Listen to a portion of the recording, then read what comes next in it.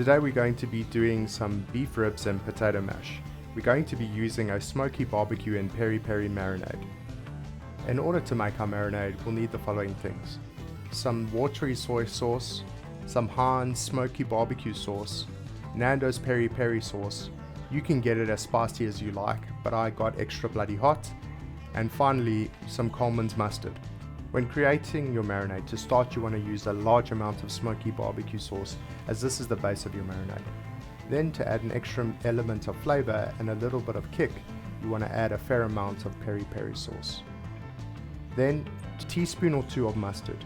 To finish, put in a large amount of watery soy sauce to give the marinade a watery consistency while adding an element of saltiness.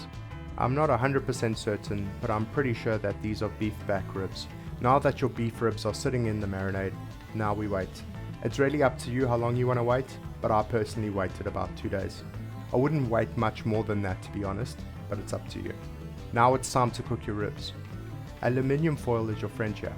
Place a sheet of aluminium foil in your baking tray to avoid cleaning a big mess. Grab another large sheet of aluminium foil. Place your ribs on that foil and then totally encase your ribs within that aluminium foil, creating a cocoon. This is to hold in the liquid and to make sure you don't overcook your ribs. Save your marinade so you can baste your ribs later. Remember to preheat your oven. You want 180 degrees fan forced. Once you are done with the foil, you want to place your ribs in the oven for 2 hours. Your ribs have now been slow cooking for 2 hours. You want to open up the aluminium foil and then grab the marinade you saved and then baste your ribs. Once you've basted your ribs, you want to take your ribs and then place them in the oven again for about 30 minutes. Now it's time to talk about the potato mash. I suggest you start your potato mash right before you baste your beef ribs. The first stage of creating potato mash is quite simple. You want to place your potatoes in boiling water for about 30 minutes. In order to see that your potatoes are ready, you want to be able to stick a fork in your potatoes without any effort.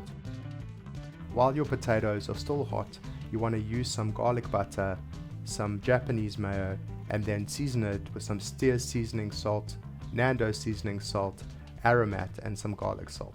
Make sure to mix all your ingredients so that it creates a nice thick consistency.